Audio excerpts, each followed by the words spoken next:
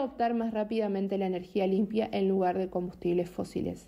Esto es ya que compartimos la envoltura atmosférica con todos los demás en el mundo y debemos asegurarnos de no hacer cosas que perjudiquen también a otros lugares.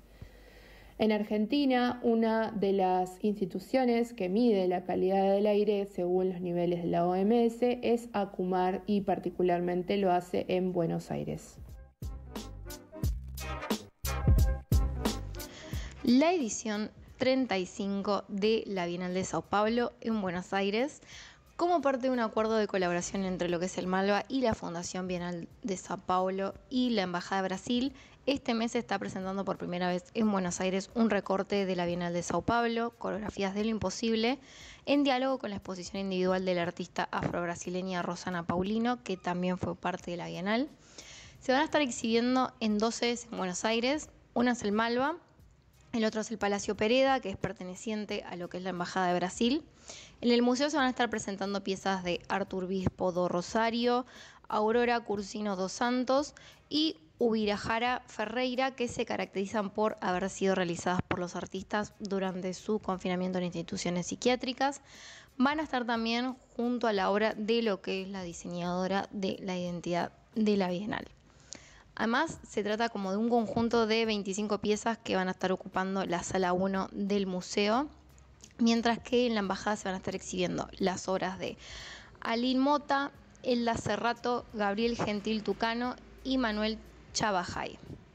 Esta selección reúne como un conjunto de prácticas artísticas y movimientos culturales y sociales que lo que hacen un poco es desafiar lo imposible de formas diversas e incalculables, y se refieren como a modos de expresión que lidian con lo que es la violencia total, la imposibilidad de la vida en completa libertad y los límites de la idea de justicia.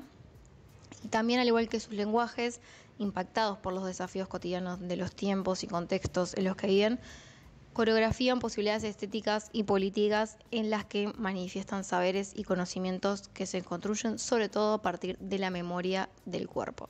Así que ya saben, pueden ir a ver como este recorte increíble de lo que es la Bienal de Sao Paulo en el Malva y el Palacio Pereda.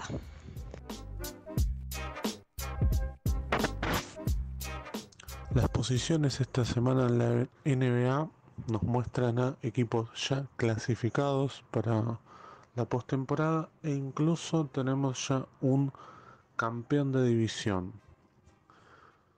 Si empezamos por el este, ahí tenemos a Boston con 55 partidos ganados, ya no solamente se aseguró su lugar en los playoffs, sino que también ya es el campeón de la división Atlántico, porque además de la división de conferencias, hay una división por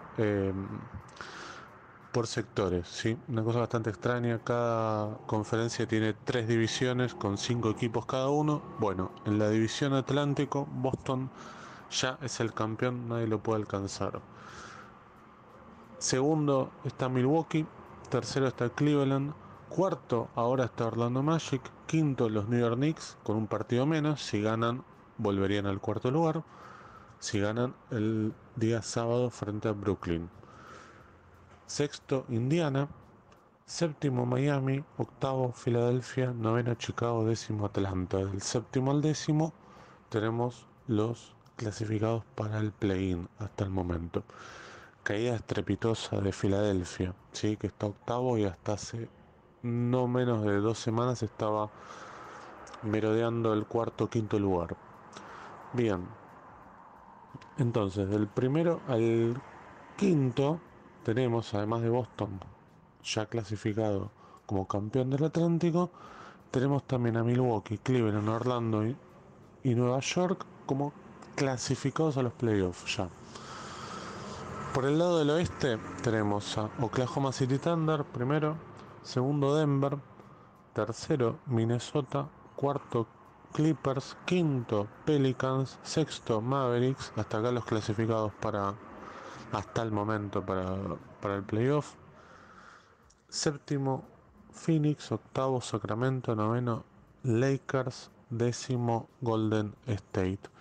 Del séptimo al décimo los clasificados para el play-in. Hasta aquí en el oeste todavía la cosa está muy peleada, por eso no tenemos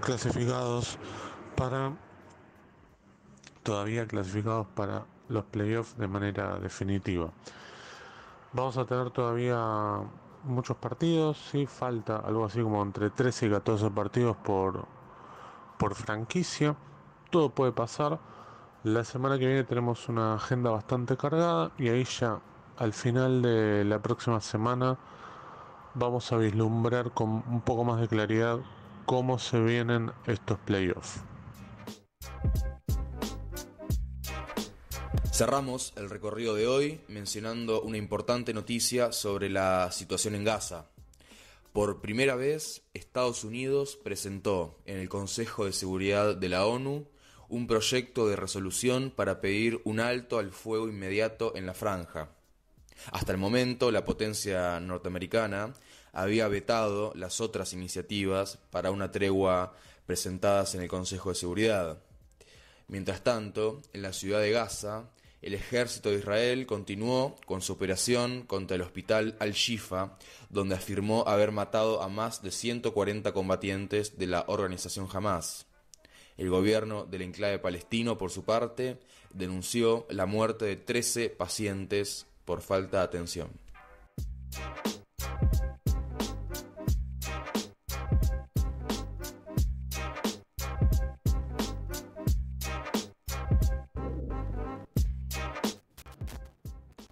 Bueno, volvimos con el último bloque de este noticiero.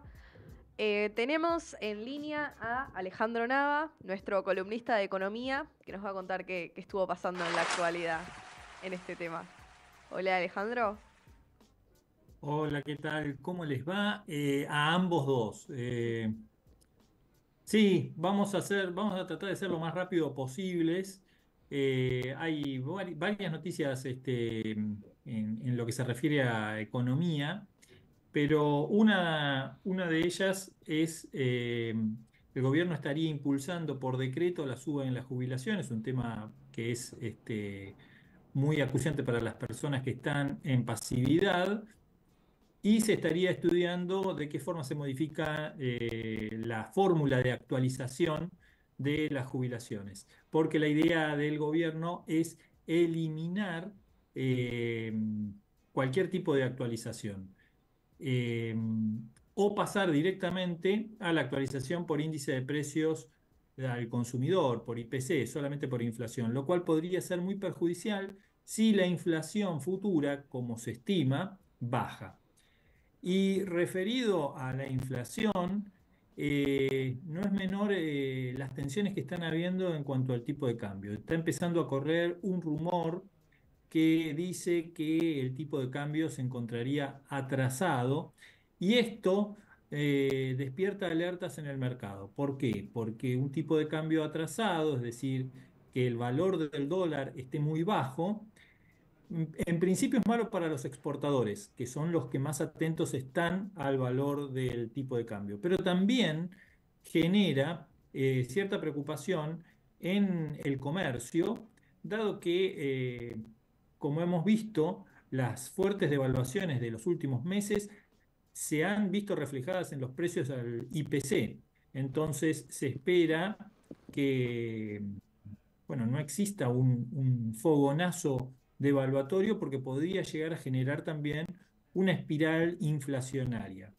Vamos a estar atentos a estos datos y como, digamos, tercer dato que es interesante que está pasando en la economía hoy, es que el Banco Central está bajando las tasas de interés a plazo fijo. Eso es un buen dato si se piensa que la tasa de interés es una previsión de lo que va a ser la inflación futura. Estamos hablando de que para los plazos fijos que actualmente se pueden negociar, hay una tasa de entre el 60 y el 70% anual. Son tasas altísimas, pero veníamos de tasas por encima del 100%.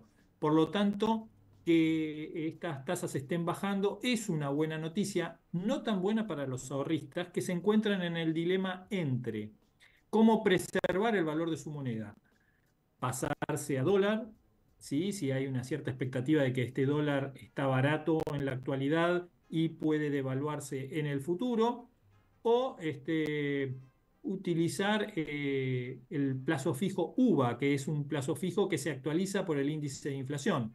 El problema en este caso es que el gobierno impuso un encaje de 6 meses, por lo tanto es bastante complicado hacer una predicción tan larga en nuestra economía. Así que vamos a estar atentos a estas novedades. Recordemos, quienes hicieron en diciembre del año pasado un plazo fijo UVA, bueno, se apreciaron entre un 30 y un 40% respecto del dólar, con lo cual esa fue una buena estrategia en diciembre. Cerraron un plazo fijo UVA que generó un rendimiento del 70% en 3 meses, una barbaridad. Pero bueno, es lo que es la inflación de estos 3 meses, un 70% acumulado. Y con respecto a un dólar planchado, se apreciaron entre un 30 y un 40%. Este acto, digamos, estas cuestiones son las que hacen pensar que el tipo de cambio está un poco atrasado, que podría esperarse en los próximos meses una devaluación. Bien, Ale, no nos queda casi nada de tiempo para finalizar, no sé si te queda algo más para el punteo, y te voy a decir algo, porque no lo hablamos la otra semana que ya teníamos incorporada a Lara, pero ¿sabés por qué ahora somos 3 en pantalla, no? Porque estadísticamente ahora hay que poner en pantalla 2 de 3 que sean pobres. Sí, exactamente. Y como sabemos, pobre de nosotros, ¿no? Y no de Lara. Por eso, este contexto, esperemos que no necesite de agregar a alguien más, de sumar a una cuarta persona en pantalla. Estoy pensando en Vicky, pobre Vicky, también, porque ya sería una catástrofe. 3 de cada 4 personas pobres sería un desastre. Lamentablemente no está muy lejos el número. Esperemos que por lo menos, No. así como lo indica la tasa de interés de plazos fijos, que empieza a bajar como índice, como también como síntoma de una estabilización de la economía, esperemos no tener que llegar a hablar en esos términos. Es cierto. Así que, bueno, por hoy esas son todas las novedades. Un tema que queda pendiente, ver la evolución de la tasa de desempleo. Fue una buena noticia la que recibimos en esta semana. La tasa de desempleo a finales de 2023 estaba en los niveles más bajos históricos, pero es de esperar que en los próximos meses ese índice empiece a crecer porque, bueno, se están dando despidos sobre todo en el Estado Nacional. El presidente Milei está diciendo que ha dejado cesante a más de 50.000 empleados públicos, un número que no tiene mucho sustento, pero lo que sí es cierto es que se están produciendo despidos, por ejemplo, en el INCA o en el CONICET. Y esta es una situación difícil. Y déjame una última cuestión que no tiene que ver con lo económico, tiene que ver más con cuestiones de sociedad. Mi solidaridad con los miembros de hijos que han recibido en estos últimos días un preocupante atentado, que esperemos que sea un hecho aislado y que no se sume a otros hechos aislados, como diría un amigo de Iki del Solar. Tal cual. Bueno, Ale, adherimos 100% con tus palabras. Te saludamos hasta la semana que viene, que no creo que tengas demasiado descanso porque la economía nos marca agenda permanentemente. Sí, estaremos ampliando cuestiones. Por ahí daremos alguna estrategia para preservar el valor de los ahorros, qué hacer, que eso sería algo interesante. Muy importante también. ¿Qué posibilidades de inversiones tenemos? Nosotros que en realidad no tenemos mucha capacidad de ahorro, pero bueno, tal vez podemos dar algunas ideas. Bien, habla por vos. Yo no Buenísimo. tengo muchas capacidades directamente, así No, que... yo no tengo ahorros, pero bueno, bueno, si los tuviera, está tal bien. vez Bueno, haría esto. consejos para Lara entonces, Estaría bueno saber. para la juventud. Bien, Ale, muchísimas gracias. Nos volvemos a encontrar en 7 días nomás. Nosotros nos vamos a ir rápidamente. Bueno, nos vemos la semana que viene. Tal cual. Buenísimo. Bien. Gracias. Esa fue la palabra de Alejandro Nava con la economía de pie, columna que sí o sí tiene que estar porque algo en los últimos días pasa, Algo pasó. algo está por suceder. Sí. Bien, es momento de cerrar esta jornada. Voy a saludar en la operación técnica a las manos mágicas de Gastón Luque, que ya encontrará su efecto personalizado. Por supuesto, hoy ahí Serenito y compañía también del otro lado haciendo tribuna. Le mandamos un abrazo enorme. Hoy me olvidé de saludar y de presentar a Victoria Duclos Ciboet en el manejo de redes y de comunidad, Nahuel Icena en la producción general y, por supuesto, Lara Valeiras en la conducción de este noticiero. Bueno, muchas gracias. Nos despedimos. Nos vemos el viernes que viene de 11 a 13 horas. Este y Clase Santiago, buen fin de semana. Chau. Somos Tela. Panorama. Repudio al atentado sufrido por una integrante de la agrupación Hijos a días del 24 de marzo. Fue por el abuso y amenaza de muerte que sufrió una militante de esa agrupación. No vinimos a robarte, vinimos a matarte. Nos pagan para eso, le dijeron y escribieron en la pared: ¡Viva la libertad, carajo! Organismos de derechos humanos, dirigentes políticos, sindicales y sociales repudiaron este acto y señalaron al gobierno como responsable de la violencia. El vocero de la presidencia fue consultado sobre lo ocurrido y dijo esperar a que actúe la justicia. Manuel Adorni se refirió a este hecho y anunció además que no habrá protocolo antipiquete el domingo con motivo del 24 de marzo. Esperamos que la justicia avance y que se dé con el esclarecimiento y en tal caso con que los responsables efectivamente paguen por sus actos. Con respecto al 24, el operativo va a estar a cargo de la Ciudad de Buenos Aires. Entiendo que hubo un pedido de autorización que se les ha otorgado, así que esperamos que sea un día, por supuesto, de reflexión para todos, ¿no? Y, por supuesto, además decirte, en absoluta paz y tranquilidad, ¿no? Mientras tanto, el ministro de Defensa, Luis Petri, desmintió versiones sobre posibles indultos a genocidas de la dictadura. Sostuvo que el tema no está en la agenda del gobierno. Por otra parte, confirmó el envío de un proyecto de ley para que las Fuerzas Armadas puedan actuar en seguridad interior, iniciativa que fue rechazada a lo largo de la democracia. El ministro de Economía advirtió que no podrá sostenerse la baja de la inflación. Luis Caputo señaló que el IPC de marzo está similar al de febrero, pero ante empresarios reconoció que si bien los alimentos bajaron sus precios, no es el único ítem a tener en cuenta. Preocupación por el aumento de los casos de dengue. La senadora nacional por Jujuy, Carolina Moisés, pidió a través de un proyecto de resolución la presencia del ministro de Salud, Mario Russo, en la Cámara Alta. Solicita que el funcionario dé explicaciones ante la grave situación epidemiológica con crecimiento de los casos, en especial preocupación por situaciones que viven los jujeños y las jujeñas. Lionel Scaloni afirmó que la declaración en el Maracaná, que había llevado incertidumbre sobre su futuro, fue meditada. En la previa del amistoso de la selección argentina contra El Salvador, el entrenador indicó que se trató de un momento de reflexión después de un año difícil. Por otra parte, reflexionó sobre el hambre por competir después de haber ganado todo en pocos años con la selección argentina y afirmó que el plantel es muy competitivo. Scaloni aseguró que la albiceleste no se prepara diferente para afrontar este año con la Copa América en el horizonte y afirmó que Argentina sale a competir todos los partidos por igual. Esta información fue producida por los trabajadores de la Agencia Nacional de Noticias TELAM, que sostienen un servicio de emergencia frente a la decisión del Gobierno Nacional de impedir el acceso de los profesionales a sus lugares de trabajo.